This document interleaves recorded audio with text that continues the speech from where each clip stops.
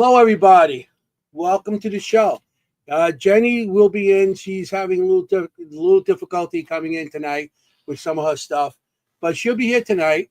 Um, we, I just want to welcome everybody. We're back, and welcome to the Seekers Chronicles, the Paranormal Historians, where the history meets the paranormal, and we're just gonna just start the show in a couple minutes. Jennie should be back. She's having a problem with her issues with her thing, and that's about it. So tonight's show is gonna be wild. It's gonna be a cool show. And if Jennie comes back, I'll let her introduce. If not, I will. I just want to show one of the things that we're gonna be at. In I think it's October. I had all my notes down. It's just my October 4th. We're going to be at the let me see if I can bring it up. Yeah, we're going to just run a little video on it.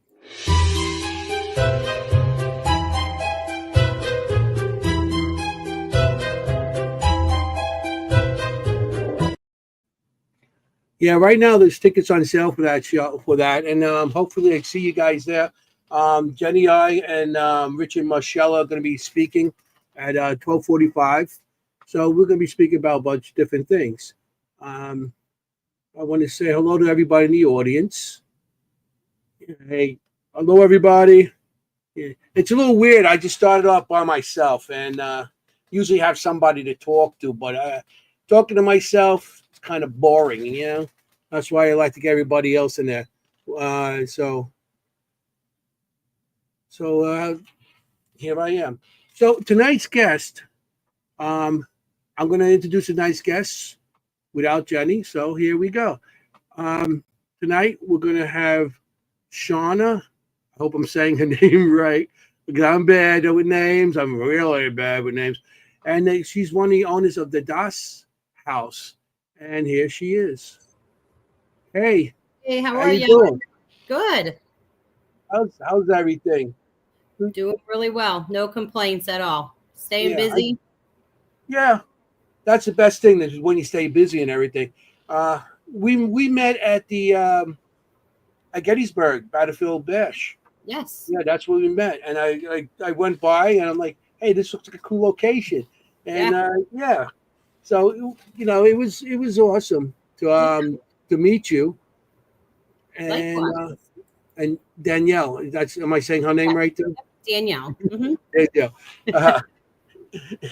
go. That's why I let Jennie introduce everybody, because everybody in the audience. Here she is. There she is. So sorry about that, everybody. I had severe technical difficulties. We had to resort to using my phone. Yeah. She had to have one of the cats rewire everything for her. Yes. And she just went off. There she is. She's back. She is. Hi, guys. I was just saying how we met at Gettysburg, and it was nice meeting them and everything. And it's like, another day at Gettysburg. I know. Love it there. That's one of my favorite. I've been going there since the second when they first started. And the second one, the first one I went to, and the second one I was like, I got to put my stuff up there. Mm-hmm. So that's when I started going, and it was an awesome place. Really is an awesome place, So, Jennie, I had to introduce the guests. Oh my God! First time in what is it? 49 episodes now. Yeah, we're on 49, episode 49. First time in 49 episodes, he's had to introduce the guest. Wow. Yeah, well, and I said the name right. I said the name right. See that? It's the end of the world. I crucify people's names. Just regular names. I just like, whoa. Smith, Jones. Oh, yeah. The simple. I call somebody their last name Smith and their last name was Jones, I think it was. Yeah.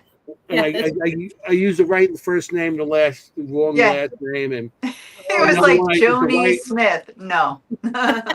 We decided that let Jennie do that, and because she has a better understanding with people's names. Me, I was like, hey, like Yeah, I you're said, the eye candy. You He's the eye did. candy. Oh yeah, you did Yeah. great. You did great. see that? I got. See, Jenny, I could do it. I I don't know want you to. don't. I don't want to You give don't you need too me. big of a head, but you did. You did Well, perfectly well. He can't get this doesn't head need any me bigger. anymore, Shannon. He doesn't need me. Oh man. No, I do. He sabotaged my computer. No, I'm kidding. It Yeah. was like, she's not Well, coming on tonight. Oh, Hi, yeah. everybody. So yeah, hello everybody, audience. Hello everybody. Yes. Hello to all Jenny, our friends. Jenny, I think so many people in the audience are about to not come in because you Oh, weren't here. stop. They Stop. only I'm come here looking. because of I'm you. looking at everybody. Hi, everybody. Yeah, everybody wants here for you. Yeah, I think they're here for our guest, actually. So that's I true. can't wait That's true. to get into this. I've been really excited about this episode. Oh yay! Thank you. Yeah, yeah. Of I mean, course. we definitely have a road trip, and so the question is, you want to ask the question, the main question, Jenny? What's the question we ask all our guests? We always ask, how did this happen to you? How did you end up here? Where did you start? Okay. Where did you start? Okay. How did it happen? It is a bit of a loaded question. So it boils down to one person, and that was my mother, Holly Cataldo. She was the reason I got into it. She's the reason I'm doing what I'm doing today. 15 plus years ago, my mother, well, I can start with saying my mother was very gifted. She was a psychic medium, and I was the pain in the butt kid that always thought she was full of crap. That was me, I humbly admit that, but it was, the paranormal was, adventures she would go on, and I was able to go with her and hang out and, have those memories with her was something that she truly loved and saw the lives that she touched and changed. And even though I was the skeptical kid, I saw the impact she was having on people. Mm-hmm. So as I grew up, she moved to Westchester, Pennsylvania, more towards the East Coast. And, I wasn't able to do as many things with her then. I was raising my children here. And just over the years, we'd still touch base, do things. But every year we went to the Gettysburg Battlefield Bash. That was our yearly thing. We would come together. My daughter actually started going with us. So it just became, a family thing for us girls that we did every year. And that now that my mother is no longer here, that family has now become my family. And, that's how it all started. And things have just snowballed from there since her passing. So yeah, that's how I got into it. Nice. She taught me so many things. She might have not thought she was teaching me things, but, seeing the way she respected spirit and the way she conducted herself with people and investigations and how she just loved everybody. Like she wouldn't know you from Adam, even if she, had a running in with you somewhere. She was always on social media here later on. And if she saw you were having a bad day, she was the person to reach out to you just to let you know she was thinking about you. And she hoped, if you needed anything or just somebody to talk to. She was that person for a lot of people. Yeah. I probably met you there because I've been doing like I said before, I've been doing the Gettysburg Paracon since the second one. The first year they had it, I just went to it. And the next year I had to be part of it. That's it. But then I didn't show my spirit on. I just showed all my equipment and my thing for the Seekers Club of the Paranormal and everything. Yeah. So I probably had a run in with her, talking to her and stuff like that with you guys. Yeah, absolutely. This was only our second year vending there. Prior to that, like I said, I had been there every year with Mom. The only year, obviously, we didn't go was COVID. And then 2023 was when she passed away. Wow. But we've been there for all of them. And we will continue as long as it's happening. We will be there. Yeah, me too. I love that. Beautiful legacy. I love that generational thing. I have daughters myself. Yeah. And my mom has sisters and I have two sisters. Like it's all girls. So I'm loving what I'm hearing that. Yeah, absolutely. It's, it's kind of transgressed into like, this has everything that I'm doing and moving forward doing. This has actually become my grief journey. This is how I've been able to turn my personal pain into power. to continue to do good things in the world that she would have done had she still been. I love that. I love that. It's touching. Thank you. That's beautiful. That's Absolutely good. It's a good beautiful. story. Yes, very nice. I mean, it's really great when Sometimes it bites me in the butt though, because like people don't. The biggest struggle I've been running into is people don't really believe that I really am 1,000,000% honest and my intentions are genuine. They don't think that there's still good-hearted, good-intentioned people in the world. So I can understand that. It can tend to be a little bit of an issue. So, but I have no problem proving my words with actions by any means.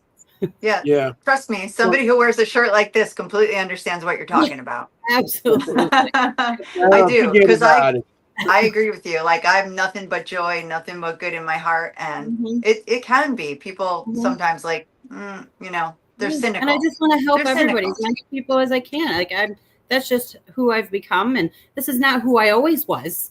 Trust me. It's your journey.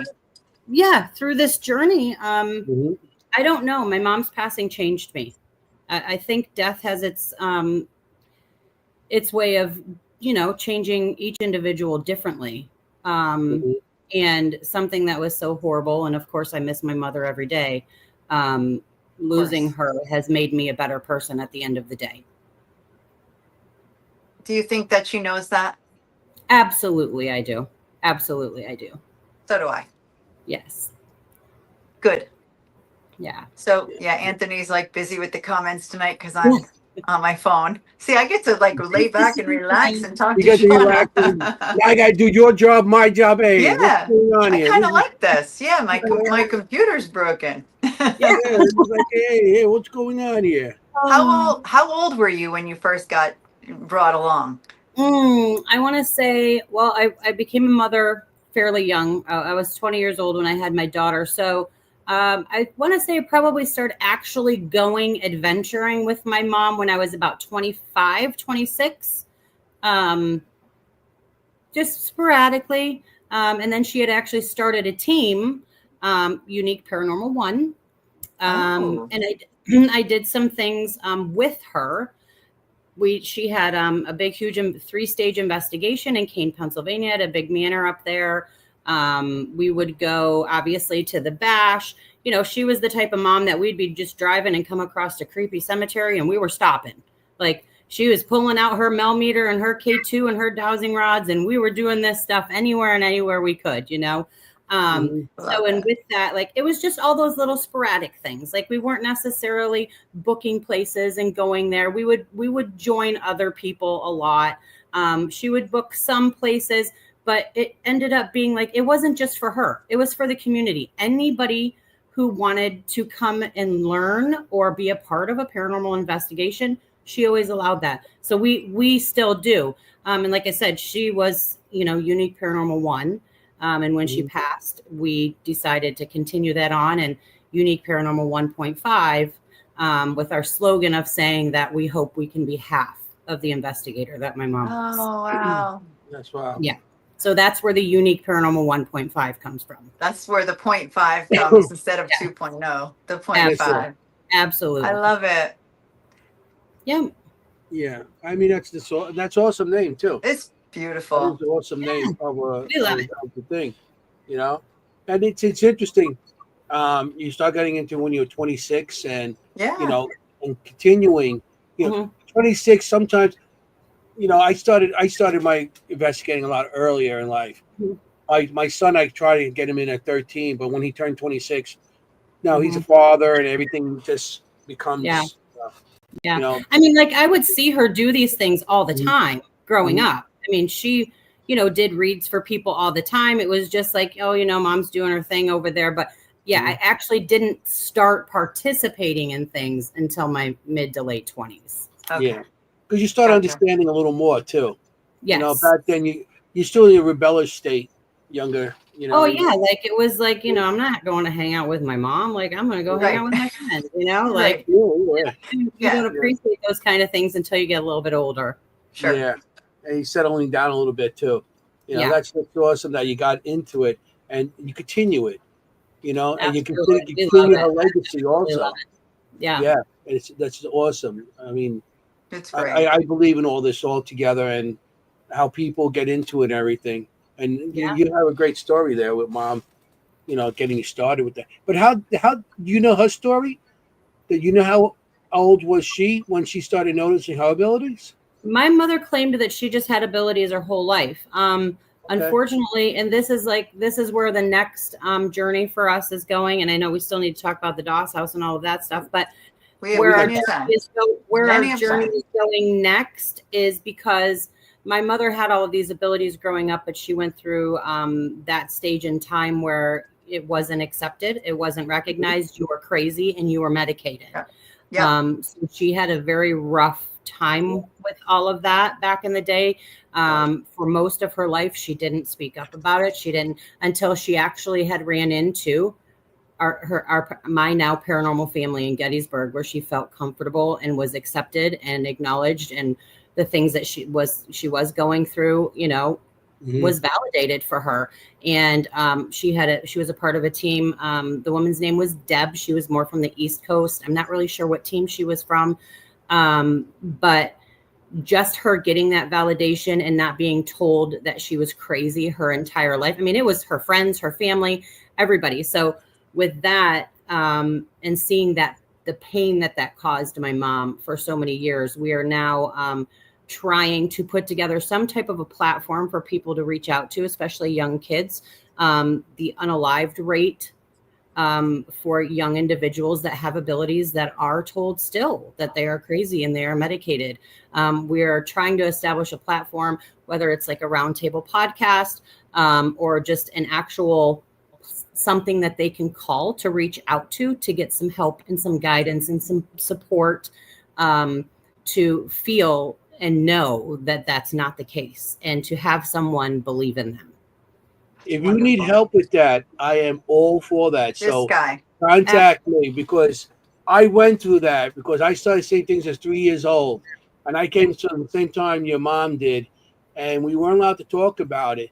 And when my first Paracon I went to was the Para Unity in New Jersey. And I went there, and it was like a weight coming off my chest. After all these years, I couldn't talk about it. And it was just like, because my wife even said when I came back, she goes, you met your peeps, because you're just so, and it was so relaxing and everything, because before that, it was, you know. You were afraid. You were afraid to say, like, See, I wasn't afraid, but I had a lot of people commenting and stuff like that. And because I started talking at the age of 13, 14. More or less bullying you then. But that's back in the 70s. Yeah. But they tried to bully me, but I became a person that fought back and got physical. But still, that was, didn't have to be. Yeah, that didn't have to be. No. And I lost a lot of friends because people thought, like you said, they thought I was on drugs, or they thought I was making things up. I was crazy, and I've been told all these things through the years. So what your mom went through, I went through. So I understand all that. And when it comes to kids, you can ask Jennie how I am. When kids come up to me, I talk to them, and I try to help them. So if you need any help with that, I'm definitely I will definitely take you up on that. Reach out to me, because something like that with children. I can't recommend him enough for that. I really, and especially he talked to the parents as well. Like when we have kids come to our events who have abilities, he always makes it a point not just to talk to the kids, but to the parents and say, hey, listen, when they talk, believe them. So, absolutely. So if anything, if you want to, but it's not about me, it's about you. Yeah, sorry. No, but I mean, I love this idea. Like, let's sit with it a second. Like, I absolutely love this idea. I had no idea. I mean, I don't have abilities, so, of course I don't think like that, but I think it now. And I'll be very conscious of it, when I come across that's what we want this to be, like all different avenues, all different opinions. Like, even though you're open-minded to this, your support also, them understanding that there are people out there that don't necessarily have abilities, but are still going to love and support them and try to understand them. Right. Correct. That's awesome. Right. No, that's cool. Awesome. So you have you know, well, what? Well, we got some time. We got all night long. We got it. We got all night. It's We only got 8 in time. the morning. I don't want to Hey, answer all I'm the here for questions and then We don't have to rush. end. You know, and at the end of the, we run out of things to ask you. And I'm going to sit here saying kumbaya. You know, that's not going to. You know, I can talk for days. It's fine. This is great. I Good. love doing this stuff. Came to the right place. So can we. Yeah, definitely could talk. But 305, Mr. 305 and 305, Jenny and Jennie Armando. and Mondo are here. Yeah, they're saying hello. Love I guess them. they know. Absolutely love them. Yeah, Good they people. are obviously fond of you as well, which They says are a lot great about people. you. They are Yeah. great people. Thank Because you. they're wonderful. Yeah. I mean, so you've been investigating, since you're 26. So with your mom, and so some of the locations you go out because you're in Pennsylvania, aren't you? Well, I'm originally born and raised in Michigan. Okay. And I didn't come out to Pennsylvania till about 16 years ago. Oh, okay. So you're from Michigan. Okay. Yes. Mm-hmm. Very Okay. nice. So I don't know any of the locations out there that but Well, yeah, we didn't do any investigating back then. I was 29 when we moved to Pennsylvania. So it was just like the little pit stops at cemeteries and stuff like that. Mom had then moved to Boston. So I would do things in other states with her. And then they ended up, like I said, in Westchester. So we would travel out and about, or just like I said, when we were together, like she was the lady that just pulled over at the cemetery, or like half of a building that's still standing. Like we were going to plunder it and check it out. Like, her when I tell you her mel meter, her K2 and her dowsing rods were with her at all times. They were with her at all times. Coolest mom We ever. made little jokes that we needed to make her like, because back then they didn't have all this fancy stuff for ghost hunting equipment, right? We told her we were going to modify a tool belt to put all of these little things. And if you ever, you knew my mom, she was 90 pounds soaking wet. She was a little teeny tiny thing. And so, we harassed her every chance that we got. Oh, I love it. She's like paranormal Wonder Woman. Oh, absolutely. Back then when you went on investigation, like you said, dowsing rods, everybody in the audience probably know the by cassette now. player, like the big old cassette player. Oh yeah, the tape player. That was my biggest started. Was hitting the buttons and then going back and putting the tape over so we could reuse that tape again. Turning it over. Yeah. That was my job. I love it. I did that. Me too. This one made dowsing rods out of coat hangers. So believe me, we've been doing this a long time. I used to go to cemeteries with wire hangers. And back in the 70s, giving away my age, back in the 70s, I was coat hangers, the metal coat hangers. Yeah. I carried a compass on me. That was my me too. Yeah. And I had like everybody in the audience, a 35 millimeter camera. Yeah. And I climbed fences into cemeteries because I grew up around 9 cemeteries. So that Mom was Polaroid only. Polaroid only. Polaroid, yeah. Polaroid only. Yeah. Well, back then, it's becoming more popular now, so it's super expensive now.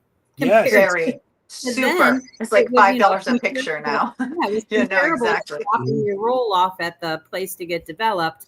So yeah, that was cool because we could actually see it all right there, then in the action. You know how many rolls are still left at because I couldn't afford to pick them up, and or rolls I weren't developed because I couldn't afford to develop them. I had like a bag of rolls of stuff. I did get some developed, but back then you didn't know what you're looking at really. You're sitting on a stash of paranormal evidence, man. What are you thinking? Yeah, you didn't know, and you had nothing to refer back to, like the TV stations. Like I mean, I learned some from the TV shows. But you use your own common sense to, when you go out, you pick up other people's techniques, and it just to this day, I don't care how long you've been doing it. Excuse me. To this day, I still learn from other people. Of course. 100%. Every single time. You can learn from the newest people that come in. Absolutely. Techniques and stuff. So that's what's pretty cool. So I hear somebody. Oh yeah, we went We went there recently, actually. First time ever. About a month ago, we were there. Very awesome, very amazing location. Yeah, we were there. Yep, just recently. I've definitely heard of that. And was it amazing? Was it really good? Yeah. It's definitely, you definitely can never have enough time there. That's for sure. It's incredible. And just, I'm not sure who owns and runs it. It's probably more than one individual. I'm not really sure. But it was probably one of the cleanest facilities I've been in. They really do take care of the building. They preserving the history. Like that's another big part of it. Like I'm big on history and preservation and stuff. So that was really awesome to see that. And there, we got a ton of activity there. So it made it even better. Oh yeah. Yeah. So, and it was also awesome because I got to go back and visit some family and stay with my sister. Oh, and, right. Yeah. Can reconnect with some old friends that they've been watching us for a while. And they're like, hey, can we come with you? And I'm like, absolutely you can, and then we, anybody who's new to it, we give them some little basic information to make sure everybody's at least protected and they have a little bit of knowledge going in because, we all know like, that you just never know. You never know what type of energy is going to be in a place. Of course. Banding together and making sure everybody's there for each other for us is always important. Of course, we always try to educate and we're always looking for light and positive energy, but we also acknowledge that there's some not so negative energy out there. Of course, we're not looking for it, but we know the possibility of it showing up on us is there. So we want to make sure everybody's prepared and protected. Yeah. Right. That's awesome. Yeah. Always better to do that. Absolutely. Always better. Right. Better safe than sorry, for sure. Yeah. I mean, what do you call it? The asylums are usually always something there at a certain asylum, every asylum, because there's always something negative that happened there in the past or, very somber, sad feeling. You just, you can't help but feel just sad. Yeah. They're a bit unpredictable. I agree with that. Like you don't know what you're going to find there, and you have to deal with them like human beings, right? So like as alive human beings, there were a lot of issues, right? So as as dead human beings, you have a lot of issues as well. Yeah. Well, things don't really change after you pass. Yeah. Or even just the residual energy of what the chaos that could have occurred there, can intentionally be harming as well. I fully believe in that as well. Mm-hmm. Sure. Yeah, that's wild, those kind of places. What was like one of the worst places you've been to, Oh, one of the worst places? What do you mean by worst? Like most frightening? Yeah, pretty much. Something that really you're still thinking about, like, wow. Okay, so there's your most profound experience. Yeah, there's two places, and one of the places I have to be biased because it's at the Doss House, and it's not because I own the Doss House, but it's because of what happened there. But the other place, and I can't remember what building it was actually Crescent Sanatorium in prison in Crescent, Pennsylvania. Massive. Like I said, like I'm getting the chills just thinking about it. There was an incident in one of the lower level buildings. Like I said, I can't remember what building it was. But the hallway, all of the doors were a brown, thick metal. They had just a little flap down door on them. So the team, I think there was 5 or 6 of us that day. We kind of spread out along the hallway. Like it was dark as dark can be. The door, we had gotten the number 22 that it came through the phasma box. And literally about 2 seconds after that, I didn't realize it at the time, but the door diagonally across from me, there was a big bang on the other side of the door. So, naturally I about crapped my pants and hit the floor, and I was, and then there was it was like the whole energy shifted. Some of the teammates had saw some like black figure like things crawling at the other end of the hallway, they were claiming. And when we flashed the flashlight up, it was door 22. So I think it was just that whole atmosphere, the eerie feeling, the being startled like that. And then looking in that room, and there was absolutely nothing in there, absolutely nothing. And it was forceful. Like I had never heard a bang that loud ever. So that was probably my most startling. I was not hesitant to just pack up my crap and get the heck out of there and move on to the next spot. Then there's the Doss house. This is where I actually experienced my very first psychic attack, paranormal attack, per se. It was actually in the basement. I still don't really know what this energy is in the basement. I know it doesn't feel very nice. It hasn't hurt any. I don't think it's going to hurt anybody. We just haven't really figured out where it came from, why it's there, what it's doing. But when I was down there, I had just taken two of my friends. They had never been before. And we went down into the basement. We were doing an SD session. So I was just sitting there participating. And immediately I felt like some pressure on my neck. My vision went like, you know how it looks when you're underwater and you open your eyes? Yeah. And my friend Jay, who was in the room with me, I was just like, I feel like I'm underwater. Like, I don't know what's happening. I'm getting short of breath. And they said my face turned as bright as a red tomato. No. I tried in those moments to like set my personal boundaries and, within myself and demand that this energy back off of me. And it didn't. So I had to immediately get taken out of the house. And within 5 minutes, I was okay. And then we reviewed some live footage from down there. And we later saw that there was an image of a little girl in that space that doesn't look that she just doesn't look like a very nice little girl. She doesn't look like a nice girl. Right. So that situation there, I try to avoid the basement at all costs, just because now I actually am fearful of that space. And I know that energy is going to know that I'm fearful of that space. Lots of people can go into that space and there's nothing. But for some reason, and I don't know why that happened to me, I'm not sure what that energy was trying to show me. But it definitely tested my limits for sure. And I actually, was pretty afraid. No, of course. I mean, you're physically having symptoms. I mean, it's one thing if you see something or hear something, which is terrifying enough. Vision. The vision is what threw me the most. And I was like blinking and rubbing and looking around, and it was just not getting any better. And I'm not diabetic. I'm not I have no, reason medically to have been experiencing anything like that. And then for me to be completely fine within 5 minutes once I was up and outside of the house. No. Since you brought up the Doss house, you're the owner. You're one of the owners of the Doss house. You and Danielle. Yes. I say it right. See, I said it right, Jen. You did. And so what's the history of that? Do you know the history? So we know some. Again, this property was bought in honor of my mom. She always wanted to own a haunted location, was never able to. So Danielle made it her personal mission to find one.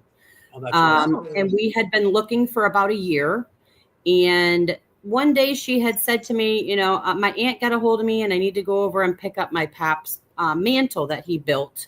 The house has been abandoned for a couple years now. And he made it, so I would really like to have it. And I said, of course, let's go get it. So, of course, we spend every free day we have driving around trying to find abandoned locations. So we start driving there, and I was like, you have to pull over. I said, I'm going to be sick.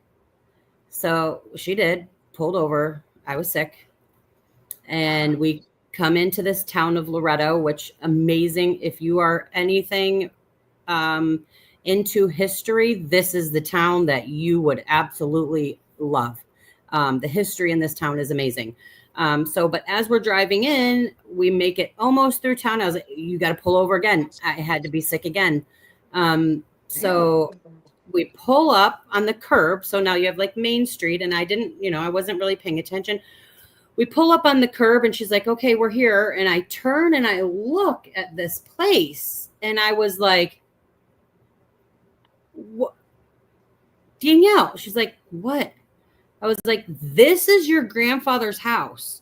And she said, yes. And I could tell she was kind of feeling a little embarrassed that this was, part of where her family had came from. And I was like, no, I'm not saying that in that regard. I said, this place is haunted as shit. Why didn't you think about this place being what you're looking for, right? And she's like, honestly, I don't know. And I was like, huh. I said, okay, well, I said, what I'm feeling right now, I said, let's get the mantle and we're probably going to have to go fairly quickly. So we did. We went inside, and her Aunt Teresa had showed up about 10 minutes behind us to let us in, and we were in there. And mind you, this entire place was hoarded out. It had been sitting empty for about 3 years now. And I'm sure you guys have seen, I'm hoping you guys have seen some pictures of it. But yeah, we just, and it was like, you know, and Danielle does have some abilities as well. And she's like, wow, she's like, there is a lot of energy in here. She's like, I never even thought of this. So we got talking to her aunt and told her what our idea was and what we were looking for and all of these things. And, you know, of course, Teresa was absolutely willing to sell it. And Danielle was like, I want to buy it. And I was like, whoa. Like, yeah, it's awesome. The feels are here, but we need to investigate it. We need to actually make sure there is going to be some, you know, activity here, that, because if not, it's defeating the purpose of us doing this in honor of my mom. So she agreed, and our aunt let us in there. And when I tell you that first night, so we had me, Danielle, my best friend, Beth, my daughter, Chloe, and Beth's husband, Brent, who is the biggest skeptic that there is on the planet. So we always try to bring him along when we can, because he's like our debunking king. Okay. Yeah, those are the best people to bring. Absolutely. So we're, you know, making our way through all of these things, and we're getting ready to set up some stuff in the living room, like opening garbage bags. So we have a clean space to sit on. And in the moment of that, we hear this noise. Now, mind you, we're in the original part of this place that was built in 1810. And the basement that I had that attack is right under our feet. We hear a bang so loud, it literally sounded like a shotgun went off down there. And the floor rose. I could see Danielle in my peripheral rise up a little bit, and everybody froze and looked, and Brent jumped up, and him and Danielle ran out and around the house, because he thought somebody was in the basement, because the house had been empty for so long, or, you know, vacant for so long. You think it's somebody At this time, you could not get down the basement steps because, like I said, everything was hoarded out. So they went around the house quickly, opened the back door. That first part of the basement that you went into was hoarded out. They had to climb up and over some things to get to that back basement.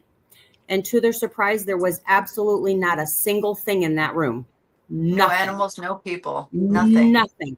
He went in there. He checked every log, every beam, because it was originally made of logs. Yeah. Everything. He could not find anything. We also continuously heard from a young woman named Elizabeth. I'm not sure what I can say on here, but she said you can bleep me out later, or I guess you can't, because this is live. No, you can swear. Is that what you're going to say? Well, like her being hung, is that okay to, I said it now. Yeah. Is that okay? Yeah, not the S word, but. That kept coming across. She kept saying, you know, SA consistently, and hung. So we were just like, and Elizabeth kept, and that's very common. It's very common itself. Yeah, a very common name. So we didn't really think a whole lot of it, but it was every single room that we went to in that place that night. As we were leaving, my daughter starts flipping out from the back seat. She had found an article of a woman. I can't remember her name right at this moment, but her first name was Elizabeth something. This had occurred in 1963, and 3 gentlemen had abducted her, did all of these things to her, and left her hung over a door in Loretto. And she is now buried in the very next town over. So that was the icing on the cake for me. And I was like, okay, yep, this is meant to be. My mom preached divine order. I was living in St. Mary's, Pennsylvania, when I met Danielle. The house is on St. Mary's Road. We met for our very first date at Prince Gallitzin State Park. This town was founded by Prince Gallitzin, and he's buried right across the street. Like all of these things interweaving with each other just made us feel like this was how this was supposed to go. And for the first year that the Doss house was open, of course, obviously we went in there, got some dumpsters, purchased the place. You know, we had to put heat in there and get the running water going, fix the roof. But we tried to keep the inside of the house as original as possible. We went through as much as we could to keep as many original things to the house that we could. And we have no intention of ever changing that unless we absolutely have to. Like, we found the barber's actual clippers and scissors, his mirror, some things from doctors with history. We found that the original structure, the living room and old basement, was the first structure built in this town in 1810. Prince Gallitzin came over in 1799, pushed out 4 Native American tribes, and claimed this land as his own. He then in 1916, so he built this little cabin, or 1816, I'm sorry, is when he started plotting the land to build homes. So we believe this original building was like the meeting house where they were making all of their plans, where he was staying while his church was being built. And then later, you know, obviously not long after, he had his big own house over there by his church. And then Schwab, the man of steel, Charles Schwab, came into the area. He built his mansion at the opposite end of town, where it has the Mount Assisi Sunken Gardens. Beautiful, beautiful place. The monks still live up there. Then we have the church, which is now a minor basilica. Absolutely incredible. The Pope was there, I believe, in 94 when he deemed it a minor basilica. A big tomb out front with a full statue of Prince Gallitzin, and his tomb is there, and you can actually go down in to where his final resting place is. Cool. So yeah, that and like I said, like for the first year, we disclosed that Danielle had anything to do with the house. We wanted the Doss house to build a name for itself. Before we openly were saying, you know, that Doss was Danielle's grandfather, like, because we all know how this field can be. We didn't, you know, lie about that, or we just disclosed it. We just didn't talk about it. That makes sense. We wanted people to go in there blindly without any influence, any interpretation, and let the house speak directly to them, so everything could be real and valid. So smart. So smart. Yeah. So that we're coming up on our 1 year. We opened it up on Halloween last year, and we have some of my mom's closest friends coming this Halloween for a big celebration, and we're ecstatic. It has been one heck of a ride, I'm telling you. I bet. Yeah. I bet. I got a question for you. I know that you said the woman was hung there. When you were talking about that, I visioned a redheaded woman with green eyes being abducted and really hung there. That is possible. I do not know what this woman looked like. I will pull that article back up and see if I can find something, and I will 100% let you know. What I see is like long, straight red hair, green eyes, and she does look Irish to me, like an Irish type of, with the skin and freckles and stuff like that, you know. And she was young, and I see her like in a white shroud, like, you know, like a long, like white gown. I don't know, like a long shirt or something like that. It goes down to her feet.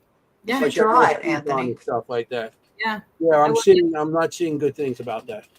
But you know, I mean, you did get a little. Wasn't pleasant. Yeah, the article wasn't. Well, what I see is a redheaded woman with green eyes. I will definitely check that out. Like Irish or something like that. Yeah. You know, but that's interesting. That's great stuff. I mean, you have the old part of the house, and it's like 1810. Yeah. So you have that's all. Yeah. So you have the living room and basement, 1810, and the little lofted upstairs bedroom. The dining room was late 1800s, has since had to be, you know, a new foundation put on it and the building raised up because it was literally falling off the back of the house. So when you go there, it will look like it's a newer part of the building, but it's actually not because they had to put a new part of it up. So that was late 1800s. And then the early 1900s, the kitchen area was built on. And then it wasn't until the mid 1900s that the barbershop was built, when Doss and his family purchased the property. I believe that was in 1943. And it was a couple years later that he built the barbershop there. It originally was not connected to the house. It was its own entity. Because, you know, a barber, that wasn't the man's spot. Like it was his business. It was, you know, not a part of the family home and the children and all of that. But later on, so Doss had passed away in 1983 in the living room there. And a few, I can't remember what year Marjorie fell ill, but she did. She became bedridden. And that's when her children attached the two buildings together and put her bed and everything over in the barber shop. It was just easier for her to care for her there. That's where the running water, the first toilet, they put in a roll-in shower over there for her. And that's where she had spent her final days. Oh, wow. And Danielle's grandparents lived in this house too? Yeah. So Doss the barber, that is her grandfather. Oh, okay. Oh, wow. Yes. Oh, wow. Okay. They bought the property in 1943. But then prior to that, like I said, Prince Gallitzin had it in the beginning. Then it went to Dr. Pfaff, who was the town's undertaker. Then it went to 3 women by the first name of Mary. It's very odd that the deed to the home went into a woman's name back then. Yeah. We haven't been able to figure that out. And then a Dr. Leo T. Little. He was registered as a dentist, but we all know back then a dentist was also the doctor. He traveled from town to town in this area, providing those services. And then in 1943, Doss purchased it, and his family was the last, obviously, to own it. So yeah, like 200 plus years of history there. Yes. There's it's just kind of been the best way I can explain it to everybody is it's literally like an onion.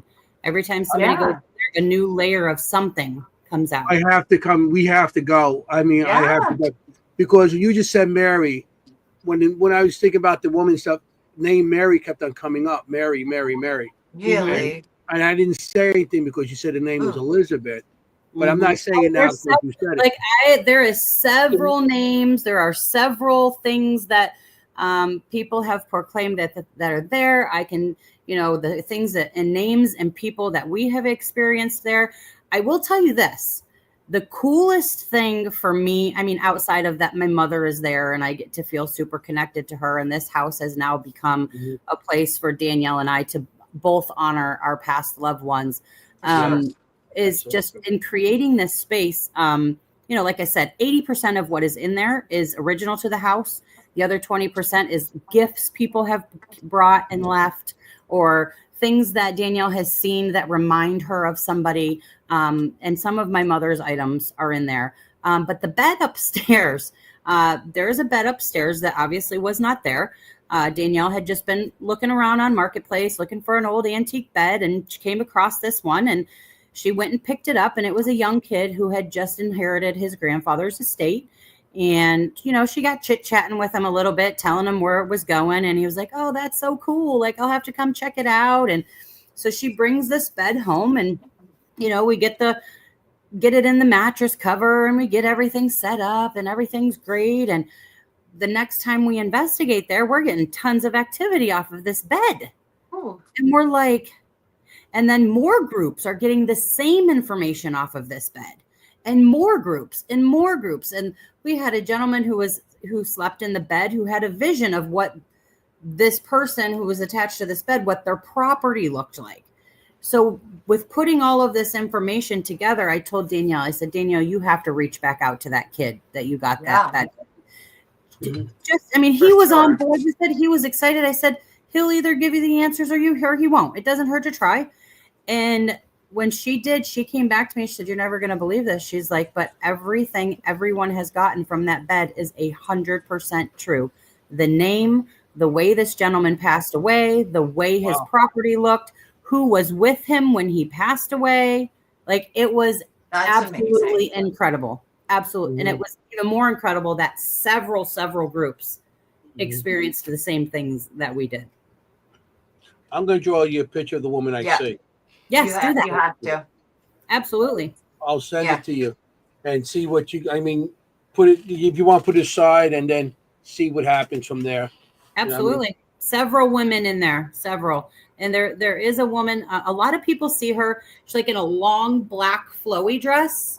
And they like, she's not mean or anything, but she's just very stern. Like, she's just keeping people in line, and she's watching and making sure everybody's, doing what they're supposed to be doing. There has been several people that have seen her or sensed her in there, and everybody believes her name also is Mary. and she's part of the funeral home. Yeah. Oh, She's part of the funeral home. That's why I feel because you just said black and stuff. But I think she's part of the funeral home, probably getting everybody in order and everything to set up, Yeah, in the funeral maybe. parlor. oh, for sure, Maybe, it could be. Yeah. I mean, Could be, yeah. yeah. I'm not trying to. I'm telling you, the sky is the limit at this place. Yes, I'm gonna. Yeah. I mean, with all those items, I mean, in a bed, so much energy with a bed. I mean, Yeah. I think never about it. would have thought. Right? You don't think about that. Like some, No. but yeah, of all pieces of furniture, I mean, you're there every Yeah. Well, night, when right? you buy anything antique, there's always could be something attached to it. Mhm. Well, You yeah, don't like know. I said, Yeah. It could be almost anything. It could be the Yeah. smallest thing. There's somebody. Mhm. There might be something attached to it. Yeah. From a ring to a guitar to anything Oh. that is personal to somebody. Mhm. A bed. What do you spend all your time? Mhm. Every day, every night. What do you Every day. do? Go Yeah, to bed. exactly. Yeah. So you don't think about that. Like the staircase is always Right. busy with spirits. You always see a woman in white, whatever, in the Yeah. staircase. You see people standing in the kitchen. Those are the main things in the house that spirits will be attached to. Absolutely. And a bed is, I would say, one of the objects. I didn't even think about a bed until after you guys mentioned it. Yeah. But that's interesting. So many things. You definitely need to come out. Definitely. For need to sure. come out. Anthony's like getting the car I- ready I right have to now. say, We're like, gonna be there having- soon. Yeah, like I have to say, like just having the Doss house, I mean, it has spoiled us.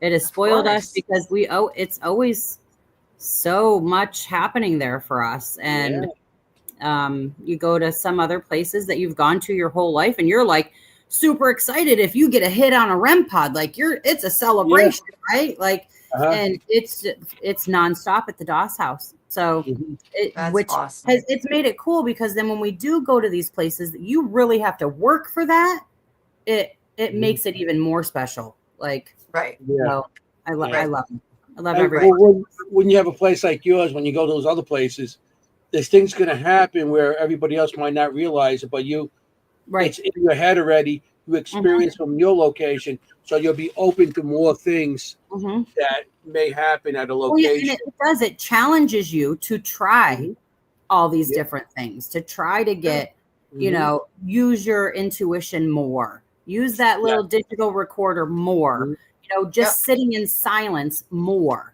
So I love it. Hands down. I always said that the intuition is your best piece of tool for paranormal investigating. Go what you're feeling. You don't need all these electronics. You don't need everything. Just go what you feel, and you'll. I mean, that's. I always say that's your best piece of tool when you go. Well, and a big part of this has been commercialized. You give people now that they rely on this for a big part of their income now, and so they. You got to do what you got to do to get the views and get the people involved and do all of these things, which is absolutely awesome. Yeah. Because even me personally, if I have somebody who's like hooting and hollering and doing all these crazy things where I just have somebody sitting in the dark, little less likely to hang out with them for the whole duration and not fall asleep, Right. So, but it teaches you all, like you said, you're learning from everybody all the time. Yeah, it's you have to, like I said, I'm open to everything, but I'm one of those people just rather sit in the dark and absorb what's coming in than somebody sitting there with a rampart or one of those bells or some kind of lights or whatever. Because everybody out there wants, because that's what they see on the TV shows. It's all I call it the bells and whistles. Because everybody's like, oh, look, the lights go. But if you're sitting there, you don't realize, just be quiet. Yeah. Just listen. There are tons of audibles at the Doss house. Tons. It's a great place.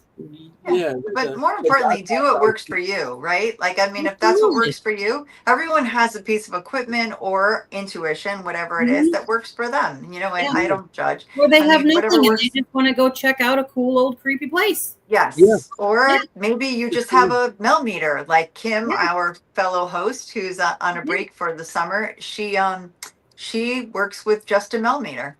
And her psychic abilities, and that's all she holds ever, and that's a piece of equipment she connects with. So absolutely. And same with me. I have one piece of equipment I connect with, and everybody who watches knows what it is, that I'm a big digital recorder person. There you go. I have about 10 and I use them all. Awesome. I love Yeah. that for you. Yeah. Mhm. Yeah. But it's what I relate to. It's what Absolutely. I connect with. To So each is their own. Everybody has their own thing. It's just, and you we know, come together, and we come Mhm. together. That's the whole idea. That's what Absolutely. all it's about. You sent me some pictures I want to show you. Oh, good, good. I was Right. hoping. And this is you and your that's me and Danielle. and you and Danielle, and you're out. She's the other owner Mm-hmm. of the place, and that's her grandfather owned the building. Well, he lived there. Correct. Okay. He was the barber. He's the barber. Yes. Okay. And I see you got the creep. What does it say? Creep it real? For our Creep It Real festival. Oh, I love it. Yeah, we can talk about that after you show the little slideys here. Yeah. Also, you sent me a thing with a tombstone. I'm not sure. Is that? This is Doss's grave. We're literally right across the street at the church cemetery, right across the street from the Doss house. Oh, so this is a Doss's grave. Wait, Correct. There's a cemetery right across the street. Wow. Yes. When you're standing at the front door of the Doss house and you look straight out and to the right, you will see the basilica. Right in front of the basilica is Prince Gallitzin's tomb, and right to the right of that is the cemetery. Oh, nice. That's awesome. Yeah, everything is literally, you can see that. You can see Schwab Estates, and the Doss house that's right in the middle of the both of them. Oh, wow. Mm-hmm. You also have a book. Jennie. Yeah. Jennie's the reader. I love to read. Oh, forget it. I'm reading that. If I had it, I wouldn't be sleeping tonight. Anybody in the audience who has any, how can they get this book if they need to? How can I get this book? It's not a book. It's definitely not a book. I'm not that talented. It's just our logo for the Doss house. Oh, really? okay. Sorry to All right. get you so excited, Jennie. I was like, how did I miss that? Okay, because I read everything. It's Not like, yet, but don't be surprised if one happens. There we go. Okay, you heard it here first. Yeah. no logo. This is just our memoriam page for my mom, resembling her standing out front looking at the house. Oh, that's awesome. Yeah. Who made that? My daughter, Chloe, she does a lot of our stuff like that. She lives in Oklahoma, so her participating in a lot of our socials and our flyers helps her be able to be involved Nice. with doing this stuff to honor her grandma. Okay. Young people are so talented. Mhm. Yeah. I love it. This is the memorial. Yeah, so this is basically kind of like my media kit. I've started going to quite a few events and actually guest speaking there. Kind of just, sharing my story and how I've, turned my grief into a journey of positivity and, bringing the community together and doing things in a positive way. This good. That's interesting. Yep. I just want to make sure everything you send me, I will see before, because we're gonna get into it.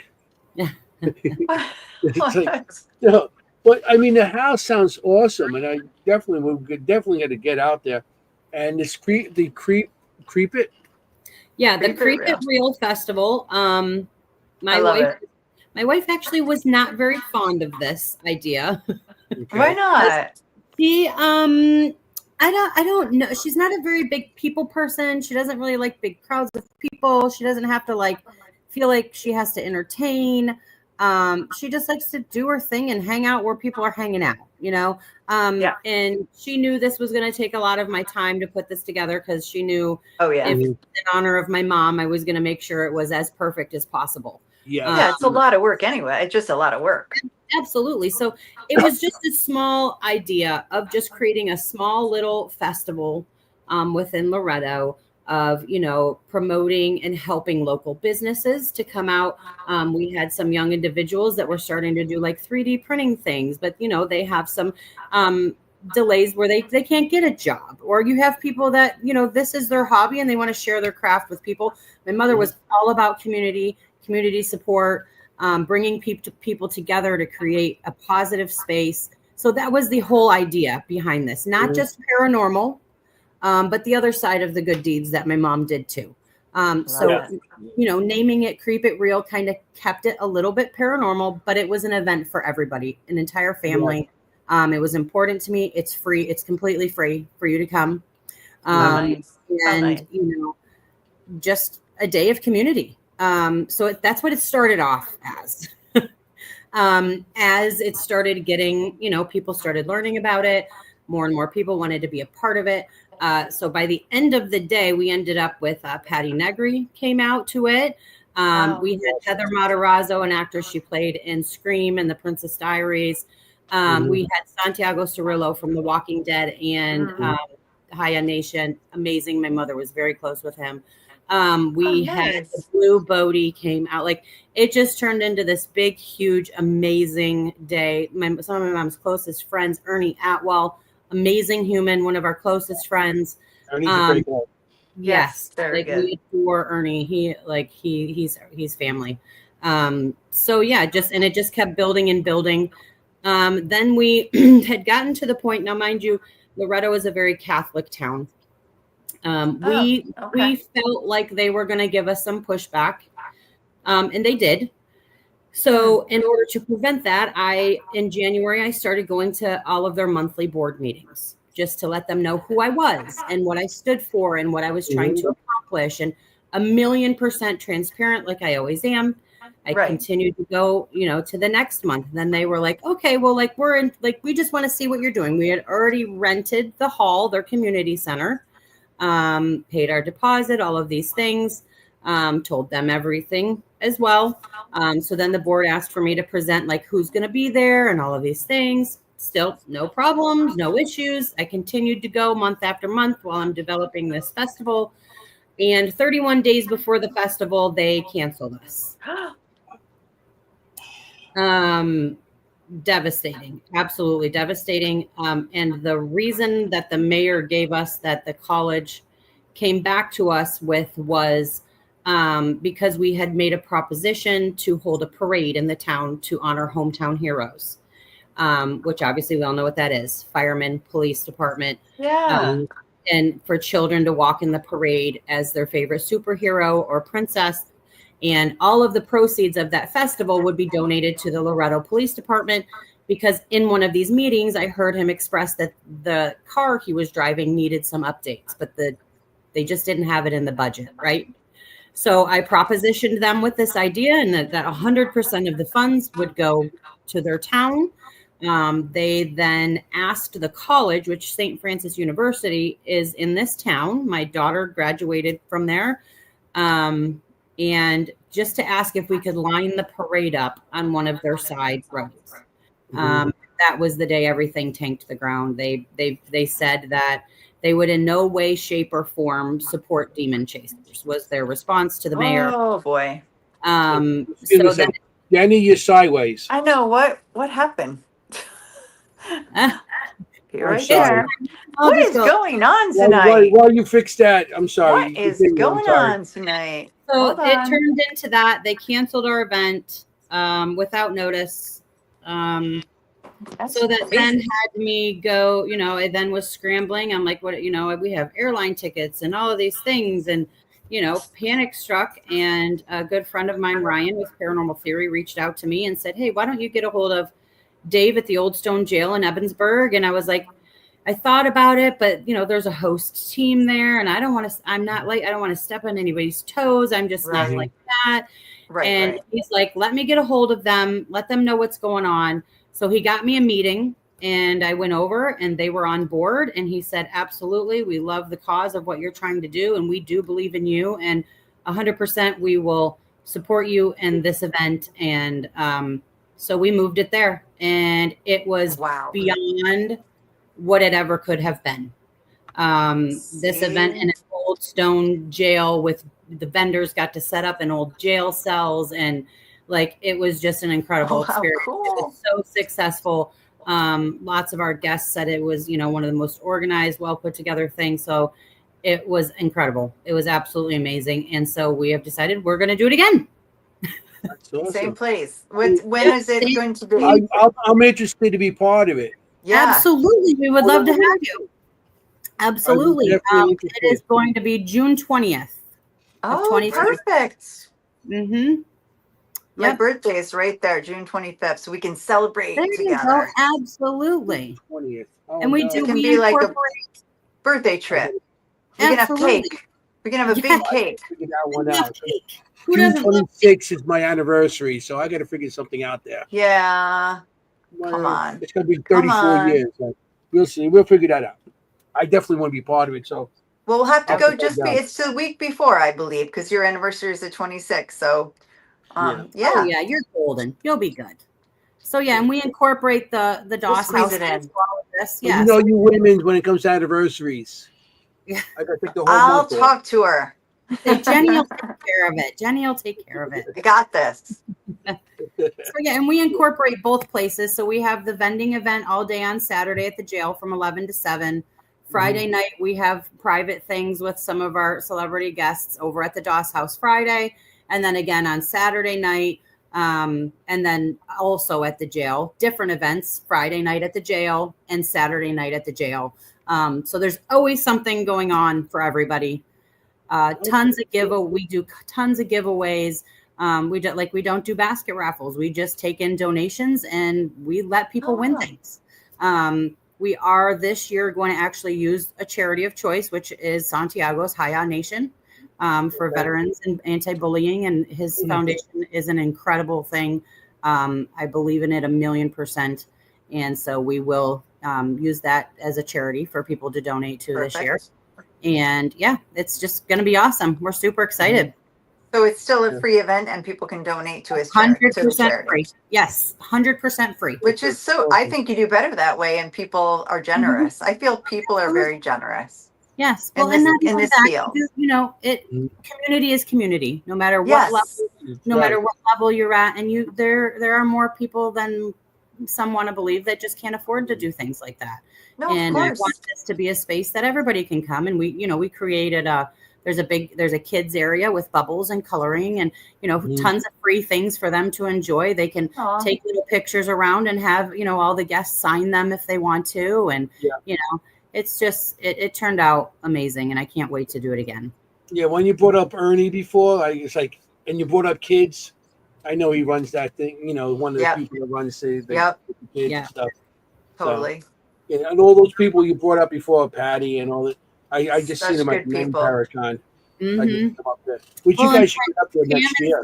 Pam and Steve Berry in the historic 1912 Hoover House. That was my mother's favorite place on the planet. That is my family away from home. They have helped me so much. They are amazing people. They're always there for me. Guess where we're going to be on Halloween? We're going to be at Halloween night. Hoover House. Next day, we're going to be there on the November 1st as well. Weekend. Oh, the 31st awesome. and the 1st. They're having a tattoo party or something, I think Jim Houston was telling me. When? Maybe it's the weekend before. I'm not sure. But don't be upset because I stole Jim, Jen, Bob, and Mike for Friday night. They're all coming up to the DOS. Oh, no worries. No worries. No worries. We have the Parajam at the orphanage on the 1st. So we're going to be at that too also. We were going to be a part of that. Parajam in the morning. And then we're going to be we have people coming to meet us. To investigate. To meet us to investigate that night at the Hoover House. November 1st. Yeah. Oh, yeah, that's right. You asked me if I wanted a room. Was that you that asked me? Yeah. Yes. Okay. Yeah, it was him. Pam asked me, I got somebody that might want to come. And I'll give you the information. So that's why I sent out to you guys. Yeah, because prior to that, until I got Jim and everybody to come up and do table tipping and stuff for the 1-year anniversary at the DOS, because we're coming down that way Sunday to go to the lodge, the Rainworth Lodge. Oh, so yes. I was like, we can stay the night at the Hoover House on Saturday, and then we can hit Rainworth. And then she's like, oh, we have an event, and I was like, let me talk to Danielle, and then Jen and Jim and everybody's coming down, so we're just gonna. It's such a busy time. I mean, there's so many things that I've been like, oh, I can't go. It's it's so much stuff. Yeah, that time of year is very hard for people that in the paranormal to start coming to. And there's always so many things going on all over the place that You Well, try to catch as many as you can. Well, next time. And Absolutely. And June 20th, I wrote it down in big letters. Yes. Yeah, I'll definitely. If real. Get through this year. Yeah. Definitely. I love it. I mean, I've been trying to get as much podcast now. I mean, the Paracons as much as we could get into. I'm pushing my art now. I'm pushing my spirit art. I used to push all my investigation stuff and everything and talk to people, but now I'm pushing my spirit art, and it's turning out. So it's going so well. Don't let him be humble. It's going amazing. I can't wait for him to get to the DOS will house. Keep you successful, though. Yes, humility will, but I want everyone to know how good it is. And when he comes to the DOS house, I can't wait to see what he draws. All right. He's already drawing. Hasn't even been there. I know. I'm gonna send you that picture and see what happens. Do you do like sketch gallery reads and stuff like that yet? I haven't done that. I mean, because I just started showing my stuff about 3 years ago. Okay. He was like 2. Remember, I come from an era like your mom, like where everybody condemned you and stuff. So I didn't really show my stuff because I thought it was my own thing. And I 3 years ago, I was asked to be part of a spirit art thing with Richard Marcella, and that's how I started showing my stuff, and people seem to like it. So I'm starting to push it more and more. And well, when you come up, we would absolutely love to be a part of that if you would let us. Yes, yeah. I mean, I'm open to work with everybody. I mean, I wish you guys were coming to the Hoover House with us. That would have been cool too. I know. Yeah. Well, we are. If you guys are still there on Sunday, I plan on stopping in on our way to Rainsworth. So if you're still there, we'll see you. Oh, sure. Yeah. I'm sure we will be. Pam kicks us out. Yeah. So talk to Pam. She would never. No, she would, but she would after a while. I mean, speak for yourself. She's not kicking me out. She's kicking you out. She's already talking about making a big breakfast for us and everything. This is going to be awesome. I'm kidding. They're so good. Oh my. Oh yeah. I can't wait. Oh, my first time being there. All the years I know them and everything, and I've been invited quite a few times, and always around something. I was like, So this time we said we're just going to book it and just do it. You live for Pam's breakfast when you were staying at the Hoover House. We finally got to food. Usually we get to food a lot earlier on this podcast. But we finally got to food. Usually it's like in the first 20 minutes we get to food. Yeah. Everything's better with food, right? It's everything. The only thing I invested in that ever grew was my stomach. So stop.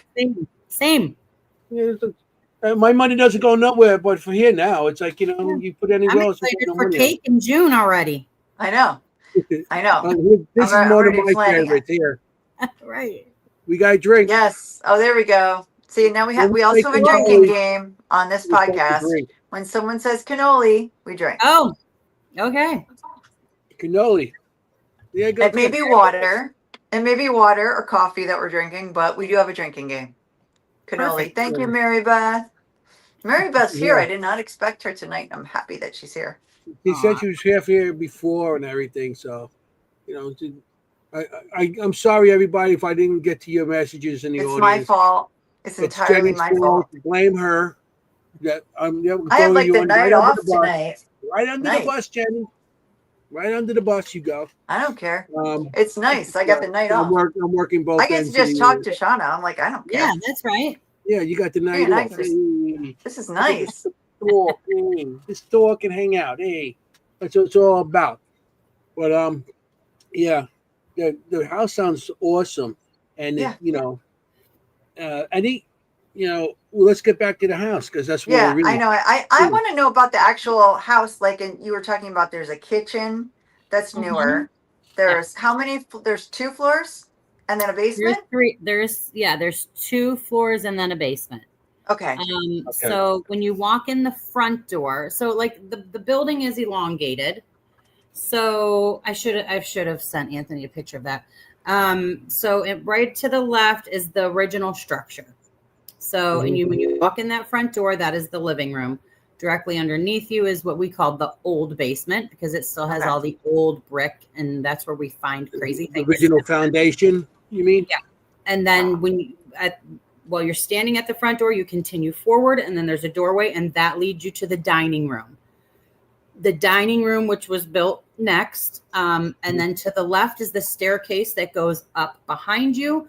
There is one large bedroom up there, but of course, like the ceilings are like all slanted in. Yes.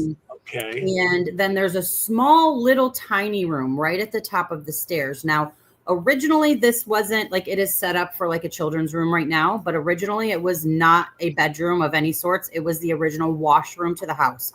They would boil the water. They would take them up to the washroom with the wash sink, in the tub. And that's where they would bath because there was no running water. So they used that space as the washroom. And the bedroom, obviously, Doss, his wife, and 6 children slept on the floor in there. Later on, So, later okay, on, 6 children. How many boys? How many girls? Who? Do you know? 2 boys. Okay. 4 girls, I believe. Oh my gosh. 2 boys, 4 girls, I believe.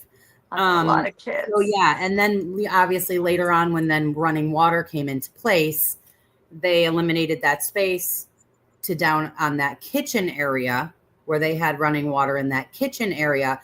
And then they made that washroom extra space for children to stay in there.